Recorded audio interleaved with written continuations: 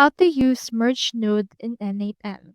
So to do that, you first need to head over into your workflow, click on this plus icon, and click on the search bar. Proceed to search right here for merge. You can see right here this merge option. This actually merges data of multiple streams once data from both is available. So head over and click on this node in order to add it. Then you can see right here the actual options and parameters.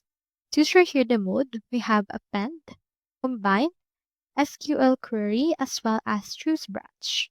On my case, I'll head over and choose this right here on the combine.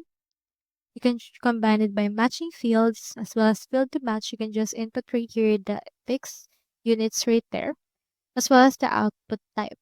You can also choose right here the output data where it's gonna be added.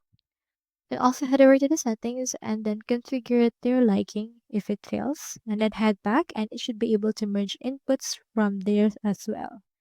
So that's all there is today, and I hope this video helped you out.